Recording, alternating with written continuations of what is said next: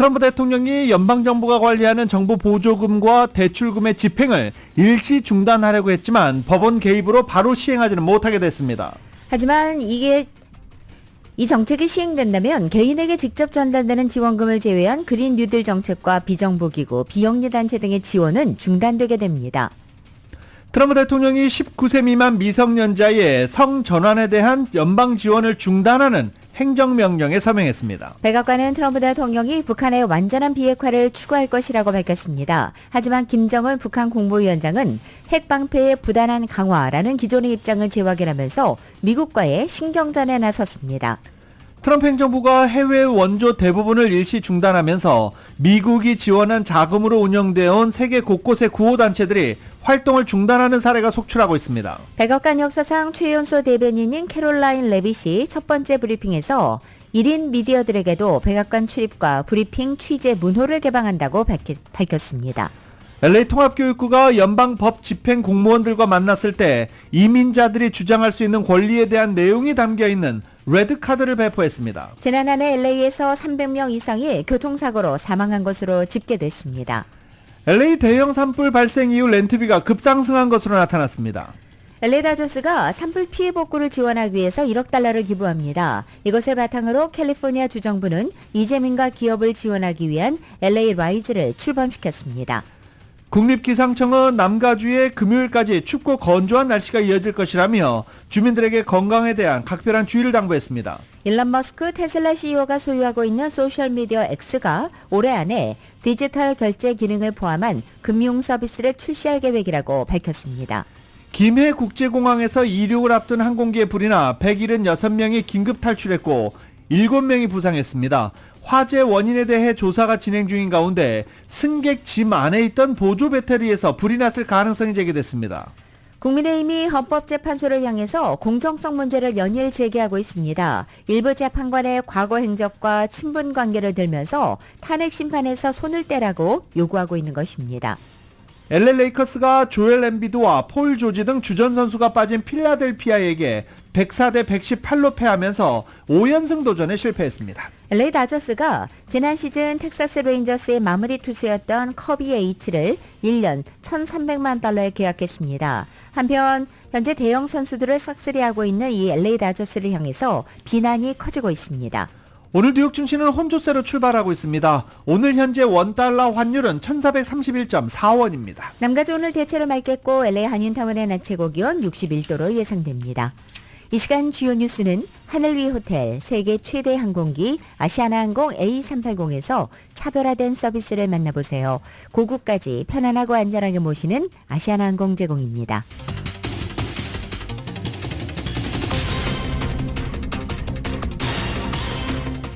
여러분 안녕하십니까? 김윤정입니다. 안녕하십니까? 유지승입니다. 2025년 1월 29일 수요일 라디오솔 모닝 뉴스 2부입니다. 어제 하루 종일 또 트럼프 행정부의 조치에 들썩들썩거렸습니다. 트럼프 행정부가 연방정부의 지원금 지급을 일시 동결하도록 해 충격파를 던진 가운데 연방법원이 즉시 개입해 시행을 다음 달 3일까지 일시 중단하라는 명령을 내려 일단 한숨 돌리게 됐습니다. 연방정부의 지원금 지급이 중단되면 여러 가지 여파가 상당히 큽니다. LA 한인사회에도 영향을 미치게 됩니다. 정윤호 기자가 보도합니다. 트럼프 행정부가 연방정부의 그랜트와 대출금의 지급을 전면 중단하는 내용의 지침을 내려 충격과 혼란을 야기했습니다. 소셜 세큐리티와 메디케어, 메디케이드, 푸드스탬프, 학자금 론 등 개인에게 직접 제공되는 지원금을 제외한 모든 연방정부의 그랜트와 대출금 등 지원금 지급을 중단하라는 것이 새 행정부의 지침입니다. 당초 지원금 지급 중단 명령은 동부 시간으로 28일 오후 5시부터 발효될 예정이었지만 정책 발표 소식이 공개된 지 24시간도 지나지 않아 이에 대한 비영리 단체들의 소송이 법원에 접수됐고 연방지법 판사는 지원금 지급 중단 명령이 발효되기 수분 전에 트럼프 행정부의 정책 시행을 일시 중단토록 명령한 것입니다. 로렌 알리칸 연방지법 판사는 트럼프 행정부의 이번 지침에 대한 심리가 열리는 2월 3일까지는 일단 정부 보조금 지원을 중단하지 말도록 명령했습니다. 바이든 대통령이 임명한 알리칸 판사는 현재 연방정부가 지원금 중단 대상 프로그램의 전체 범위를 실제로 파악하지 못하는 것 같다고 지적했습니다. 판사는 백악관의 이번 조처 시행을 임시적으로 중단시키는 이번 판결이 현상 유지를 위한 것이라고 말했습니다. 예산처가 발표한 모호한 메모 그리고 백악관 브리핑에서 이번 지침에 대한 설명이 부족한 점 등으로 연방의회 의원들과 공무원, 국민들은 어떤 프로그램이 일시 중단의 영향을 받는지 파악하는 데 어려움을 겪으면서 큰 혼란이 초래됐습니다. 일시적일지라도 지원금 중단이 이루어지면 직원들 해고나 공공서비스 지연을 초래할 수 있습니다. 민주당 상원의원들은 트럼프 행정부의 연방정부 지원금 일시 중단 조처로 아동이나 노인, 공공사업, 질병 연구 프로그램이 중단되는 것인지 우려하는 지역사회로부터 공황에 빠진 전화가 폭주했다고 전했습니다. 앞서 전국의 비영리단체 협의회, 전미 공중보건협회, 메인스트리트 얼라이언스, LGBTQ+ 옹호단체인 SAG 등이 연방정부 지원금 지급이 중단되면 여러 측면에서 재앙적인 피해가 우려된다며 연방법원에 해당 정책을 차단해 줄 것을 요청하는 소송을 제기했고 가주와 뉴욕 등 민주당이 주도하는 주 검찰총장들도 28일 트럼프 행정부의 조처에 이의를 제기하는 소송을 제기했습니다. 라디오 서울 뉴스 정현호입니다. 이렇게 트럼프 행정부가 발표한 연방 자금 동결이 이곳 한인 사회에도 상당한 우려를 야기할 것으로 보입니다. 이 지역사회 프로그램이 중단될 수 있기 때문입니다. LA 한인을 위한 많은 비영리 단체와 지역사회 프로그램이 연방 보조금에 의존하고 있고 여기에는 교육과 보건, 사회 서비스 프로그램이 포함되어 있기 때문입니다. 이 소규모 사업체 역시 영향을 받게 됩니다. 특히 코리아타운을 중심으로 강력한 소규모 사업체 네트워크를 보유하고 있는 가운데 소수민족 소유기업을 포함한 소규모 사업체의 성장을 지원하는 연방대출과 보조금이 일시적으로 중단될 수 있기 때문입니다. 현재 트럼프 행정부는 이번 동결이 일시적이고 새로운 행정명령과 상충되는 프로그램만을 대상으로 한다고 밝혔고 또 사회보장과 메디케어 같은 개인에 대한 직접적인 지원은 예외로 한다고 밝히고 있습니다. 하지만 지역사회 특정 프로그램에 대한 동결 범위와 기간이 상세히 설명되지 않아서 상당 기간 혼란이 예상될 것으로 보입니다. 넷플릭스 인기 리얼리티 프로그램 셀링 선셋의 유명 부동산 중개인 제이슨 오펜하임이 캘리포니아 치안 정책을 강도 높게 비판하고 뉴섬 주지사에 대한 과거 지지를 철회한다라고 밝혔습니다. 오펜하임은 뉴섬 주지사를 향해 강한 어조로 비판하면서 뉴섬에게 투표한 것을 후회한다라고까지 말했습니다. 오펜하임은 LA 소방국과 경찰국 응급 요원들에게 10만 달러를 기부했다라고 밝히기도 했으며 이번 비판은 캘리포니아주가 최근 발표한 예산안에서 법 집행, 공공안전 관련 예산을 1억 8,500만 달러 이상 삭감하기로 결정한 것과 맞물려 있습니다. 산불이 발생 이후 비상시 렌트비 인상 제한 규정에도 불구하고 현재 건물주들이 렌트비를 올려서 LA 전역의 렌트비가 급상승하고 있습니다. 이외 로컬 소식 정유로 기자가 정리해드립니다. 팰리세이드와 이튼 산불 이후 렌트비를 10% 이상 올리지 못하도록 하는 법이 시행되고 있지만 이에 아랑곳하지 않고 건물주들이 렌트비를 올리면서 LA 전역의 렌트비가 급상승한 것으로 나타났습니다. 세입자 옹호단체의 새로운 연구에 따르면 부동산 정보업체 진로우에 올려진 임대주택 매물이 법적 한도인 10%를 훨씬 초과한 사례가 많았습니다. 산불 이후에 임대주택의 렌트비가 가장 많이 오른 지역은 웨스트 할리우드과 할리우드, 말리부, 베니스, 베버리힐즈, 맨하탄 비치 등으로 나타났습니다. 세입자 옹호단체들은 임대료 인상 제한 규정을 위반하는 건물주에게 책임을 묻기 위한 즉각적인 조치를 취할 것을 촉구하고 나섰습니다. 한편 산불 피해자에게 렌트비를 올려 폭리를 취한 남가주의 부동산 에이전트가 가주 검찰에 의해서 기소됐습니다. 라폰타 가주 검찰총장 사무실이 발표한 보도자료에 따르면 이 부동산 중개인은 이튼 파이어로 인해 대피한 가족을 상대로 렌트비 담합을 시도했다는 혐의를 받고 있습니다.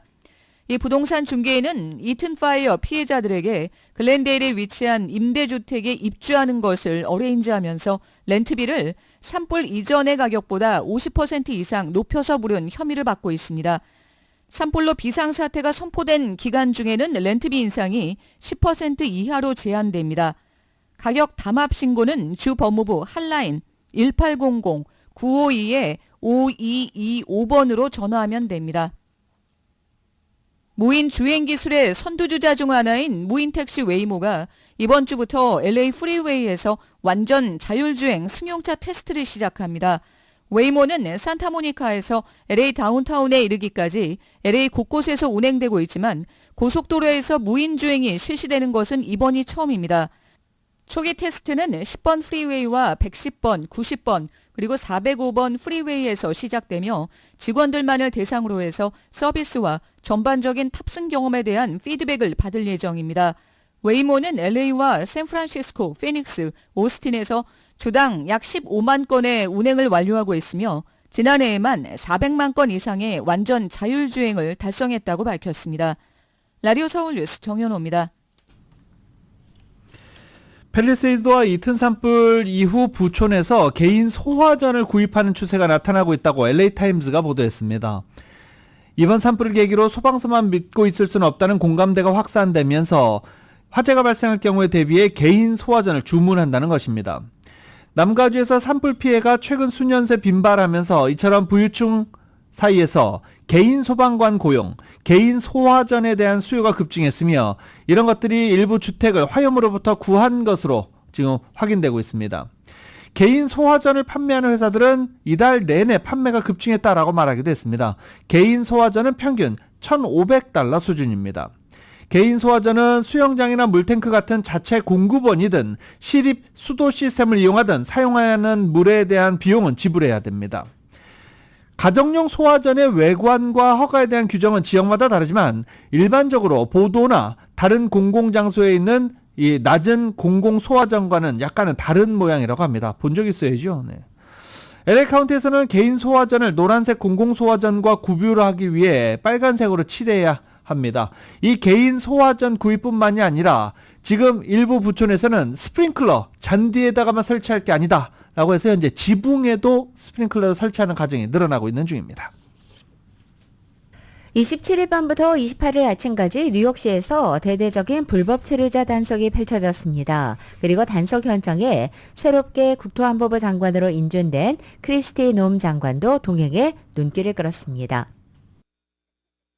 크리스티 놈 장관은 지난주 토요일 국토안보부 장관으로 새롭게 인준됐고 28일 아침 뉴욕 브롱스에서 펼쳐진 불체자 단속 현장에 연방이민세관국 직원들과 함께 자리한 영상을 소셜미디어 X에 공개한 것입니다.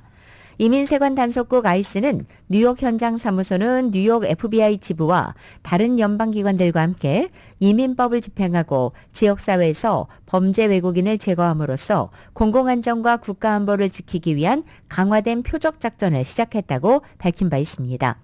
아이스는 지난 일주일 사이 LA와 뉴욕, 시카고 같은 불법 체류자 성역 도시를 선포한 전국 대도시에서 현재 불체자 검거 작전을 벌이고 있습니다. 트럼프 행정부 출범과 함께 전국적으로 대대적인 불법 체류 이민자 단속과 체포가 벌어지는 가운데 교회에 의해서 체포된 사례가 알려졌습니다. 국토안보부 장관까지 직접 이민 단속에 나서 현장 지휘를 하는 등 트럼프 행정부가 본보기로 펼치는 불체자 단속 및 추방 조치가 확산되고 있다는 것을 증명하는 사례로 지금 알려지고 있습니다. 조지아주에서 마약 단속국과 연방수사국, 국토안보수사국 등과 함께 강화된 표적 작전으로 명명된 불체자 단속 및 체포에 나섰고 교회에서 한 명이 체포된 것으로 알려졌습니다. 온두라스 출신으로 미국에 난민 신청을 했던 윌슨 베라스케즈 크루즈는 GPS 모니터를 이용해 찾아온 요원들에게 자신이 다니고 있던 교회에서 체포된 것으로 알려졌습니다. 트럼프 2기 행정부 출범 후 본격적인 이민 단속이 시작되면서 이민자 권리와 대응 요령에 대한 관심도 높아지고 있습니다. 이민자 권익보호단체들도 이에 대한 안내 재료를 만들어 홍보하고 있는 가운데 공공기관인 LA 통합교육부 LAUSD도 배포에 나섰습니다. 또 이 자료들은 한국어로도 제공하고 있습니다. LAUSD 소속 학교들이 이민자 가정에게 일명 레드카드 또는 당신의 권리 알기의 카드를 배포하고 있는 것입니다. 이 카드에는 연방 법집행 공무원들과 만났을 때 이민자들이 주장할 수 있는 권리에 대한 내용이 담겨 있고 시민권 여부와 상관없이 제공됩니다. 이민자 법률지원센터가 제작한 이 카드는 한국어를 포함한 16개 언어로 제공되고 있고 일반인들도 웹사이트를 통해 인쇄형 버전을 무료로 다운받을 수 있습니다. 지난해 LA에서 300명 이상의 교통사고 사망자가 발생해 2년 연속 살인사건 희생자보다 많았던 것으로 집계됐습니다.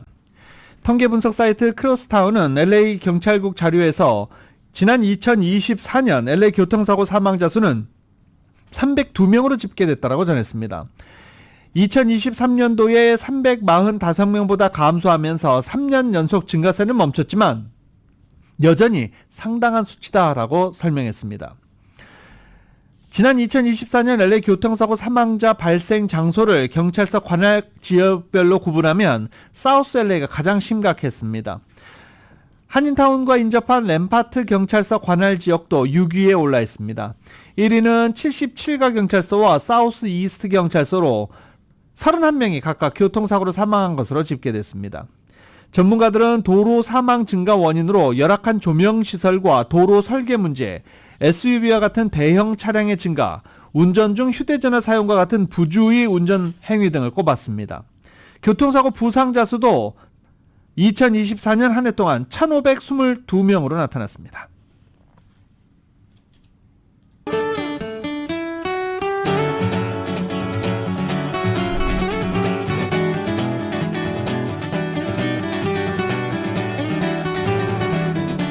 (1월 29일) 수요일 남가주의 날씨입니다. 오늘 아침 출근길도 차가운 공기로 시작하고 있습니다. 오늘 낮 기온 역시 어제와 비슷하게 유지되면서 남가주 대부분 지역의 낮 기온은 60도 내외에 머물겠습니다. 다만 오늘 남가주 지역 하늘 어제보다 맑게 드러나면서 풍부한 햇살 덕분에 한낮 체감 기온은 어제보다는 한결 온화하게 느껴질 것으로 보입니다. 목요일인 내일도 오늘처럼 대체로 맑겠고 낮 기온도 비슷하겠습니다. 한편 이번 주 주말의 낮 기온은 평균 기온을 회복하겠습니다. 그리고 다음 주 화요일과 수요일에는 또 한 차례 비 소식이 나와 있습니다. LA 한인타운의 오늘 낮 최고 기온 61도, 밤 최저 기온은 44도, 오렌지 카운티 지역은 62도, 45도, 밸리와 일란드 엠파이어 지역 61도, 41도, 해안 지역은 60도, 48도로 예상됩니다. 한국은 오늘 전국이 대체로 맑겠고 서울의 오늘 아침 최저 기온이 20도, 낮 최고 기온은 32도로 예상됩니다. 트럼프 대통령이 19세 미만 미성년자 성전환에 대한 연방 지원을 중단하는 행정명령에 서명했습니다. 이번 행정명령은 트랜스젠더 미성년자의 성별 전환을 돕는 호르몬 요법 및 사춘기 예방약 등 의료 서비스에 대한 연방 자금 지원을 중단하는 내용이 골자입니다. 아울러 법무부에 청소년 성전환 치료 관행에 반대되는 입법과 소송을 적극적으로 하라고 요구했습니다. 트럼프 대통령은 이미 선거운동 당시 공약으로 미성년자에 대한 성전환 수술을 연방 차원에서 금지하겠다고 내세웠고 이번 행정명령은 이에 따른 조치입니다. 기독교계 보수 성향 법률단체 자유수호연맹은 온전한 정신으로의 복귀다라고 환영했지만 성전환 수술 전문의인 바워스는 행정명령에 반대하는 측에서 손에 피를 묻히게 될 것이다 라면서 트럼프 대통령을 비판하기도 했습니다. 트럼프 행정부가 퇴직 의사를 밝히는 연방 공무원들에게는 사무실 복귀 의무를 면제하고 최대 약 8개월치의 급여를 보장하겠다고 제안했습니다. 정부 감축에 속도를 내기 위한 전례 없는 조치로서 미국 정부는 연방 공무원의 최대 10%를 줄일 수 있을 것으로 내다봤습니다. 미국의 인사관리처 OPM이 28일 오후 연방 공무원들에게 보낸 이메일에서 앞으로 추가 감축 조치를 예고하며 퇴직 보상 계획을 설명한 것입니다. OPM은 공무원들에게 2월 6일까지 퇴직 연기 프로그램 참여 여부를 결정하라고 통보했고 이 프로그램에 따라 퇴직을 하는 경우 업무량과 관계없이 모든 급여와 혜택을 유지하면서 오는 9월 30일까지 모든 대면 근무 요건에서 면제된다고 설명했습니다. 다만 군과 연방우정국 또 이민법 집행, 국가안보 공무원 등에는 적용되지 않습니다. OPM은 트럼프 정부의 개혁과 인력 효율화 방안에 대해서도 함께 밝혔습니다. 코로나 이후 원격 근무를 해온 연방 공무원 다수는 주 5일 사무실 출근으로 복귀해야 한다고 명시한 것입니다. 미국 정부 고위 관계자들은 오는 9월에 최대 10%의 연방 공무원들이 퇴직할 것으로 예상한다고 CBS에 말하기도 했습니다. 트럼프 행정부의 고강도 관세 부과와 비자 취소 위협을 받은 콜롬비아 정부가 자국 내 출신 미국 내 불법 이민자를 군용기 편으로 데려왔습니다. 구스타포 페트로 콜롬비아 대통령은 콜롬비아 주민들이 자유롭고 존엄하게 고향으로 돌아왔다는 글과 함께 콜롬비아 군 항공기에서 내리는 사람들 모습을 담은 사진을 게시했습니다. 페트로 대통령은 이 주민들은 범죄자가 아니다라며 일하고 전진하며 삶을 살아가고자 하는 사람들일 뿐이다라고 덧붙였습니다. 그러나 이 콜롬비아 외교부는 별도의 설명 자료를 통해 추방된 사례는 입국 거부, 불법 체류 적발, 범죄 형기 만료 이 세 가지 유형으로 분류되는 사람들이 돌아왔다라고 전했습니다.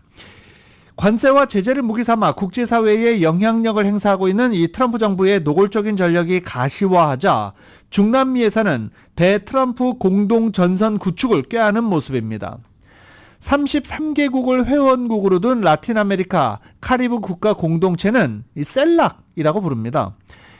의장국 온두라스 요청에 따른 긴급 정상회의를 열기로 했습니다. 셀락은 아메리카 대륙에서 미국 이남에 있는 사실상 모든 국가를 아우르는 역내 최대 규모 공동협의체입니다. 이 셀락이 이 캐러밴 행렬에 대해서 긴급 정상회의를 하는 건 단 한 번도 없었는데 이 트럼프 행정부 들어서면서 관세 나오니까 정상회의를 결국 하기로 했습니다.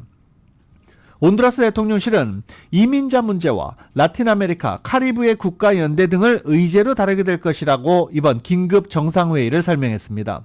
다만 정부의 정치적 성향이나 트럼프 대통령에 대한 접근 방식이 나라마다 상이해 의미 있는 결과물 도출 여부는 미지수입니다.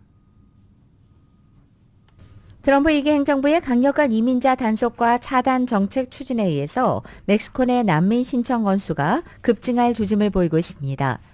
현지 시간으로 28일 멕시코 난민지원위원회 자료를 보면 2013년 이후 10여 년간 멕시코 정부에 난민 지위를 요청한 사람은 꾸준히 증가했습니다. 최근 가장 많았던 사례는 2023년 14만 720명, 그리고 지난해 2024년에는 7만 8,975명으로 절반 가까이 떨어지기도 했습니다. 이 기간의 국적별로는 온두라스와 베네수엘라, 엘살바도르, 쿠바, 아이티 같은 근래 정세 사회 불안을 겪은 국가 출신이 다수를 차지했습니다. 현지 당국은 미국 당국의 이민 사전 인터뷰 예약 애플리케이션인 CBP1의 비활성화와 불법 이주민 추방 같은 트럼프 정부 대이민자 강경책에 따른 멕시코 난민 신청 급증에 대비하고 있습니다. 트럼프 대통령의 국정 지지율이 취임 직후보다 소폭 하락했다고 로이터 통신이 밝혔습니다. 로이터 통신은 여론조사 업체 입소스가 트럼프 대통령 취임 후 첫 주말이었던 지난 주말 성인 1,034명을 대상으로 실시한 여론조사에서 트럼프 대통령의 국정 운영에 찬성한다고 답한 비율은 45%로 조사됐습니다. 취임 이틀째 47%에 비해 소폭 하락했습니다. 이런 지지율은 트럼프 대통령의 평소 지지율에 비하면 높은 편이지만 대부분 대통령의 취임 직후 지지율보다는 낮은 수치입니다.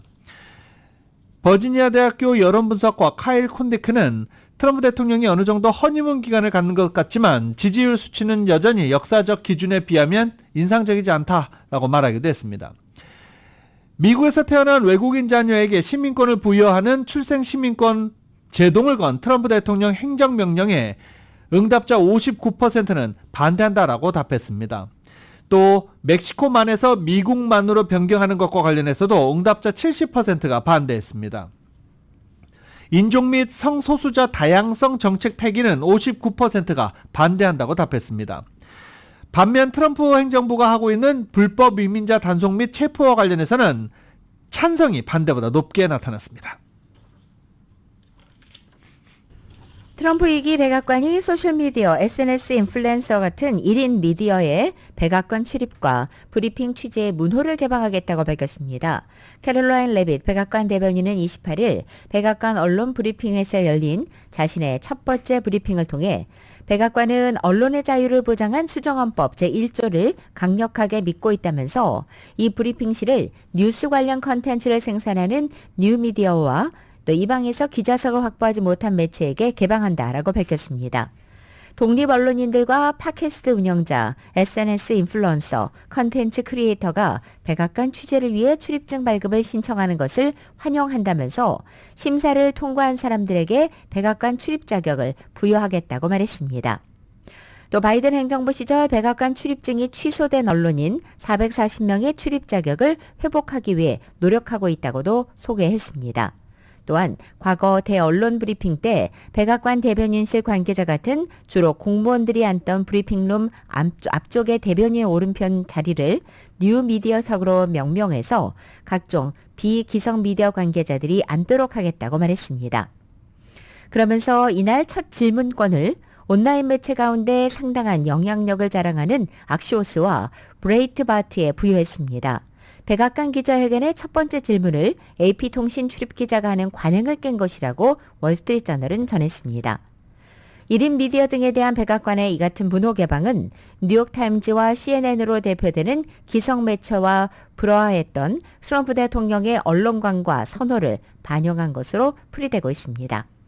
한편 미국의 주요 매체들은 어제 브리핑이 최연소 백악관 대변인의 공식 데뷔전이었다는 점에 주목해서 레빗 대변인의 브리핑 스타일과 이력을 상세히 소개하기도 했습니다. 1997년 8월 생인 레빗 대변인은 27세로 역대 백악관 대변인 가운데 최연소이고 그전까지는 29살의 백악관 대변인이 됐었던 리처드 닉슨 대통령 시절의 론 지글러가 최연소였습니다. 국무부가 매년 2월을 흑인 역사의 날로 규정해 공개적으로 기념하던 그간의 관행을 이어가지 않을 것으로 보인다고 월스트리트저널이 보도했습니다. 월스트리트저널은 다양성, 형평성, 이 포용성 폐지를 포함한 트럼프 대통령 우선순위를 반영하기 때문이라고 설명했습니다. 이로 인해 국무부 당국자들은 흑인 역사의 달인 2월을 앞두고 이와 관련된 성명 발표 등을 위해 상부에 허가를 신청해야 했습니다. 상부의 답변은 흑인과 같은 특정 인종 집단의 기여를 부각하는 것은 지양하라라는 취지로 알려졌습니다. 이런 가운데 월스트리트저널 측은 흑인 역사의 달과 관련해 국무부 차원의 공식 메시지도 없을 것이라고 덧붙였습니다. 트럼프 대통령은 지난주 다양성의 가치에 입각한 형평성 원칙을 차별로 규제하면서 바이든 행정부 정책들을 폐기하는 행정명령에 서명했는데 그 폐기 안에 다양성과 형평성, 포용성 관련 법안도 폐지하는 것이 포함되어 있습니다. 트럼프 대통령과 각을 세웠던 마크 밀리 전 미군 합참의장에 대해서 미국의 국방부가 기밀 취급 허가와 개인 경호를 없애는 동시에 계급 강등을 검토하기로 했습니다. 미 국방부 대변인은 28일 성명을 통해 피트 헥세스 국방부 장관이 밀리 전 의장에 대해 조사할 것을 국방부 감찰관에 지시했다며 이같이 밝혔습니다. 국방부 성명에 앞서 팍스뉴스는 복수의 고위 당국자들을 인용해 헥세스 장관이 밀리 전 의장의 개인 경호와 기밀 취급 허가를 즉시 철회한다고 발표할 것이다라고 보도하기도 했습니다.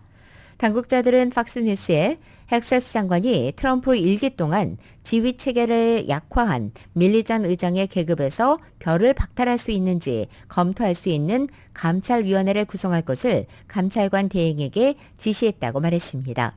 밀리 전 의장은 사성 장군으로 은퇴했습니다. 미 국방부는 밀리 전 의장이 지휘 체계를 약화시켰다는 입장입니다. 밀리 전 의장은 트럼프 일기 당시인 2019년 합참의장으로 임명돼 바이든 행정부까지 임기를 이어간 인물입니다. 2022년 러시아의 우크라이나 침공 직후부터 서방의 우크라이나 군사 지원을 진두 지휘했고 2023년 9월 퇴임했습니다. 밀리 전 합참의장은 트럼프 대통령에 의해서 임명됐지만 트럼프 1기 집권 말기부터 각을 세웠습니다. 그는 트럼프 대통령 지지자들이 2020년 대선 결과를 부정하며 의회에 난입했던 16의사당 폭동 사태 직후를 포함해서 트럼프 1기 말기 두 차례나 중국 측과 트럼프 대통령 몰래 통화한 사실이 뒤늦게 알려지며 논란을 빚은 바 있는데 이에 트럼프 전 대통령은 자신의 소셜미디어에 올린 글에서 이 같은 끔찍한 행위는 옛날 같으면 사형감이라고 적기도 했습니다. 조 바이든 전 대통령은 트럼프 대통령이 취임 후 밀리 전 의장에 대한 보복성 기소를 할 것이라는 우려에 대해 취임 직전 밀리 전 의장에 대해서 선제적인 사면을 단행한 바 있습니다. 밀리 전 의장은 이렇게 사면됐기 때문에 군사법정에 회부될 수는 없습니다. 다만 강등 조처는 내려질 수 있다고 매체들은 설명하고 있습니다. 트럼프 대통령 눈엣 가시력이었던 CNN 방송의 짐 아코스타 앵커가 뉴스 진행 시간대를 심야로 바꾼 조치에 반발해 사표를 냈습니다. 18년간 재직해온 CNN을 떠난다라고 어제 오전 10시 뉴스쇼를 마무리하면서 말했습니다. 아코스타는 권력의 책임을 묻는 것이 언론의 사명이다 라고 말하면서 마지막 메시지 거짓말에 굴복하지 마라 라고 시청자들에게 당부하기도 했습니다. 아코스타와 CNN의 계약 기간은 약 1년 정도 남아있는 상황이었습니다. 아코스타가 사직한 것은 시청률의 무덤인 심야 시간대로 뉴스 진행 시간을 옮기도록 CNN이 요구하자 이 요구를 도저히 받아들일 수 없기 때문으로 해석되고 있습니다. CNN 백악관 출입기자였던 아코스타는 트럼프 집권 1기 때부터 비판적인 질문으로 트럼프 대통령과 적을 쳤던 인물입니다. 기자회견에서 자주 트럼프 대통령은 아코스타에게 언성을 높이거나 질문을 아예 무시했고 이런 과정이 생중계되면서 아코스타가 유명세를 타기 시작한 것입니다. 아코스타는 CNN의 백악관 팀장이었던 2018년 11월에는 출입 정지 조치를 당하기도 했었습니다. 당시 트럼프 대통령은 기자회견에서 곤란한 질문을 하는 답변을 거부하면서 만약 가짜뉴스를 보도하면 당신은 국민의 적이라며 CNN은 가짜뉴스를 많이 보도한다라고 당시 아코스타 때문에 이야기했었습니다. 로버트 F. 케네디 주니어 보건복지부 장관 후보자에 대한 이 상원 인준청문회가 이 시각 현재 진행되고 있는 가운데 존 F. 케네디 전 대통령의 딸인 캐롤라인 케네디 전 주일 주 호주 미국 대사가 자신의 사촌인 로버트 F. 케네디 주니어 보건복지부 장관 후보자를 인준해서는 안 된다고 상원에 촉구했습니다. 케네디 전 대사는 연방 상원에 어제 서한을 보내서 케네디 주니어 후보자가 권력에 중독된 포식자이고 보건복지부 장관으로 부적합하다고 주장했습니다. 케네디 전 대사는 케네디 전 대통령과 제클린 케네디 여사의 딸로서 로버트 F. 케네디 전 법무장관의 아들인 케네디 주니어 후보자와는 사촌지간입니다. 케네디 전 대사는 사촌의 성장 과정과 그의 백신에 대한 견해를 이유로 들어서 케네디 주니어 후보자가 보건복지부 장관이 돼서는 안 된다고 강조했습니다. 케네디 주니어 후보자는 반백신 단체를 설립한 이후 자폐증이 백신에서 비롯된다는 등의 근거 없는 주장을 오랜동안 펼쳐온 바 있습니다. 월 20억 명 이상이 이용하는 구글 서비스 구글 맵이 미국과 멕시코도 중국, 러시아 등과 같이 민감 국가 목록에 추가한 것으로 확인됐습니다. 민감 국가는 엄격한 정부 체제를 가졌거나 국경 분쟁이 있는 국가에 적용되는 명칭입니다. 특별한 지리적 특징이나 독특한 명칭을 가진 국가를 지정하는 데 사용하는데 현재 중국과 러시아, 이스라엘, 사우디아라비아, 이라크 등이 민감 국가로 분류되어 있습니다. 이런 변화는 트럼프 정부가 공식 지도와 연방정부 공식 문서에서 멕시코만의 명칭을 미국만으로, 엘래스카에 있는 북미 최고봉 데날리 산을 맥킨리 산으로 바꾸겠다고 발표한 후에 이뤄졌습니다. 보도에 따르면 구글은 지도 부분의 일부 직원들에게 특정 지역 명칭 변경과 함께 미국을 비민감 국가에서 민감 국가로 재분류하는 작업을 긴급히 수행하라는 지시를 내린 것으로 확인됐습니다. 트럼프 대통령이 동맹국과 해외에 주둔 미군의 미사일 방어를 강화하라고 지시하면서 한국과 주한미군의 미사일 방어에 미칠 영향이 주목되고 있습니다. 백악관이 지난 27일에 공개한 미국을 위한 아이언돔 행정명령을 살펴보면 트럼프 대통령은 미국은 동맹국 국민과 병력, 전진 배치된 미군의 방어를 돕기 위해서 동맹을 비롯한 파트너와 미사일 방어 협력을 계속하고 있다고 밝혔습니다. 트럼프 대통령은 국방부 장관에 전구 미사일 방어 태세를 검토해서 미국과 동맹이 미사일 방어 기술의 개발과 역량, 운용에 대한 양자 그리고 다자 협력을 증진할 방안을 식별하라고 지시한 것입니다. 또 전진 배치된 미군 그리고 동맹의 영토와 병력, 국민에 대한 전구 미사일 방어를 개선할 방안을 찾으라고 한 것입니다. 이 같은 지시를 고려할 때 앞으로 트럼프 행정부에서 인도태평양 지역의 미사일 위협에 대응하기 위해 동맹인 한국, 일본과 이 미사일 방어 협력 강화를 추진할 가능성이 커 보이는 것입니다. 트럼프 대통령이 취임 첫날 북한에 대해서 핵 보유국이라는 표현을 썼습니다. 며칠 뒤에는 김정은 국무위원장에게 다시 연락할 것이라면서 우호적인 발언을 쏟아냈는데 김정은 위원장이 핵 무력 강화를 강조하면서 팽팽한 기싸움을 이어갔습니다. 김정은 위원장이 핵시설을 시찰했다라는 말이 지금 생각이 안 나서 이렇게 길게 시간을 끌었습니다. 대단히 죄송합니다. 북한은 핵무력 강화를 강조하면서 미국과 팽팽한 기싸움 이어가고 있습니다. KBS입니다. 우라늄 원심 분리기가 양쪽으로 가득 들어차 있습니다. 연속적인 농축을 위해 원심 분리기들을 연결하는 캐스케이드와 이를 제어하는 조종 장치도 보입니다. 김정은 위원장이 핵물질 생산 기지와 핵무기 연구소를 현지 지도했다며 북한이 공개한 사진입니다. 무기급 핵물질 생산 계획을 초과 수행하고 나라의 핵 방패를 강화하는 데서 획기적인 성과를 일으켜야 한다고.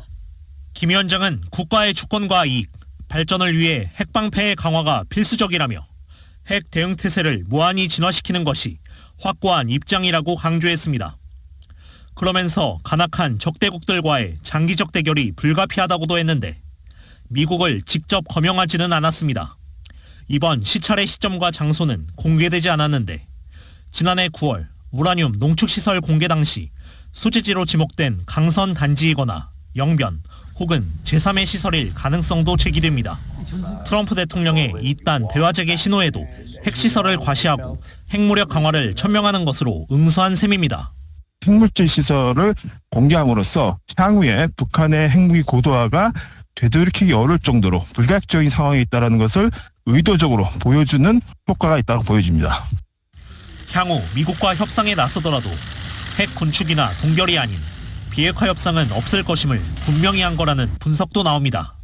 KBS 뉴스 양민철입니다. 중국이 미국을 넘어선 세계 최대 규모 핵 융합 연구시설을 건설 중이라고 로이터 통신이 28일 복수의 분석기관을 인용해 보도했습니다. 미국에 기반을 둔 독립연구기관 CNA의 데커 에블레스는 위성사진을 근거로 중국 남서부 쓰촨성 면양에 레이저 시설을 수용할 4개의 외곽팔, 즉 암 시설과 강력한 레이저를 융합해서 에너지를 생산하는 수소 동위체 챔버를 수용할 중앙 실험 시설이 관측됐다고 밝힌 것입니다. 이것은 지난 2022년 35억 달러 규모로 건설된 캘리포니아주 북부의 국립점화시설 NIF와 유사한 형태입니다. 제임스 마틴 미국의 비확산 연구센터 분석가는 중국 실험시설이 미국 NIF에 있는 시설보다 약 50%나 큰 것으로 추정했습니다. 로이터 통신은 이 같은 개발이 아직 알려진 적 없는 사안이라고 짚으면서 NIF와 같은 시설을 갖춘 국가라면 자신감을 높이면서 기존 무기 설계를 개선할 수 있을 것이고 시험 없이도 미래의 폭탄 설계를 촉진할 수 있을 것이라는 윌리엄 엘버크 스팀슨 센터 핵정책 분석가의 의견을 소개했습니다. 중국 정부와 미국 국가정보국은 현재 논평을 거부한 상태입니다. 한편 융합연료 점화는 청정에너지인 수소에너지 연구에도 쓰일 수 있지만 폭발 실험에도 사용될 수 있습니다. 중국과 미국이 모두 서명한 포괄적 핵실험 금지 조약 CTBT는 모든 환경에서 핵폭발을 금지하기 때문에 각국은 핵반응을 일으키지 않는 임기치 미만의 폭발 시험만 할 수 있습니다. 트럼프 대통령이 백악관에서 다음 달 베냐민 네타냐후 이스라엘 총리를 만난다고 백악관이 밝혔습니다. 트럼프 대통령이 재집권 후 백악관에서 해외 정상을 만나는 첫 번째 사례입니다. 로이터와 AP통신 등에 따르면 트럼프 대통령의 초청으로 양 정상이 다음 달 4일 백악관에서 정상회담을 한다고 밝혔습니다. 이스라엘 총리실이 공개한 백악관 초청 서한에서 트럼프 대통령은 이스라엘과 주변국의 평화를 가져오고 공동의 적국에 대응하는 방안을 논의하기를 고대한다라고 밝혔습니다. 이스라엘과 하마스 간의 가자 전쟁으로 15개월째 피난 생활을 해온 가자지구 주민들이 귀향길에 나섰습니다. 전쟁으로 막혔던 남북 통행로가 휴전 합의에 따라 열렸기 때문입니다. 통행이 재개되자마자 귀향 행렬은 끝없이 이어지고 있습니다. KBS의 보도입니다. 가자지구 해안도로를 따라 북쪽으로 향하는 인파가 끝없이 이어집니다. 전쟁을 피해 가자 남쪽에서 머물던 주민들이 가자 북쪽 집으로 돌아가는 겁니다. 차량들이 한꺼번에 몰리면서 도로에서도 극심한 정체가 빚어졌습니다. 이스라엘군의 통제로 막혀있던 통행이 지난 27일 재개되면서 약 30만 명이 북부 지역으로 기항했다고 가자를 통치하는 하마스는 집계했습니다. 2023년 10월 이후 이스라엘군은 가자 북부에 대피령과 함께 군사작전에 들어간 뒤 북부 지역에 대한 통행을 통제해왔습니다.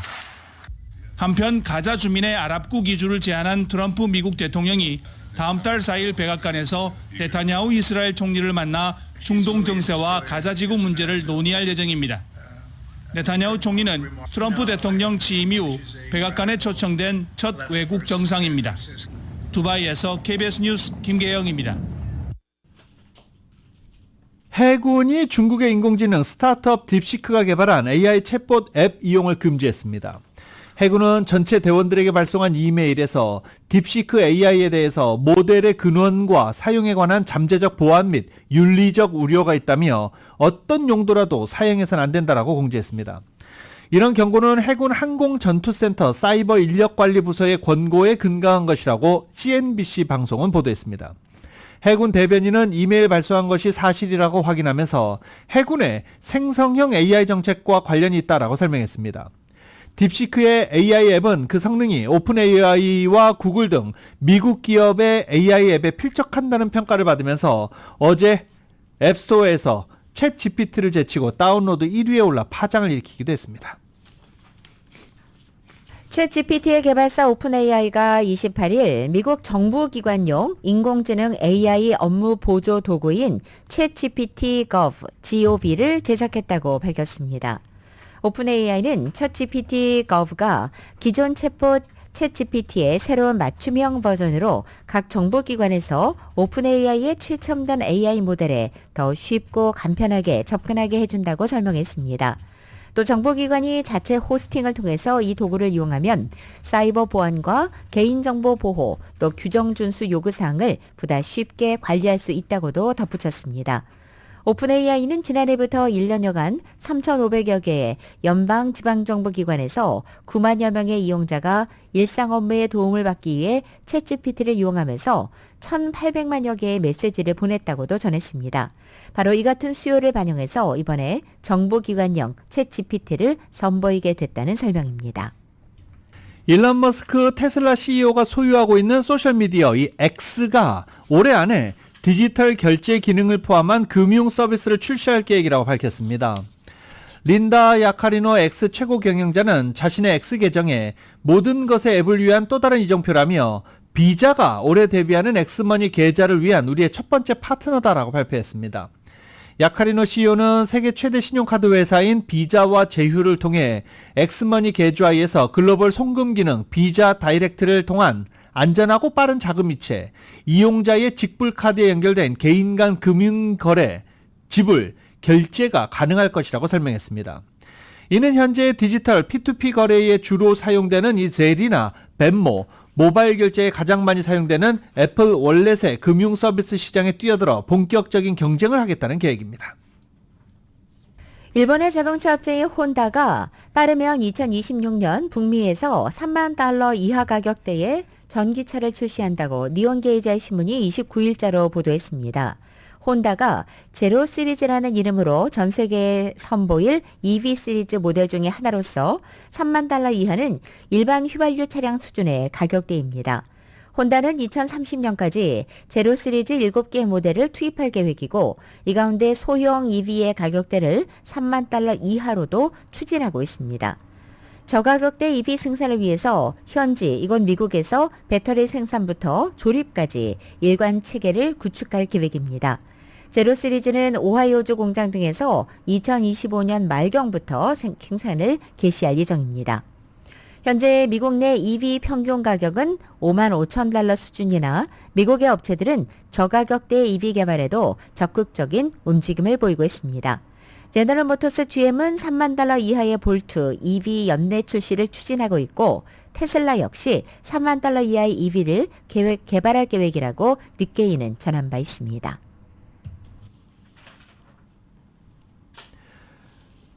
(2월 1일부로) 중국, 캐나다, 멕시코에 새롭게 관세를 부과하겠다는 트럼프 대통령 구상이 여전히 유효하다고 백악관이 어제 밝혔습니다.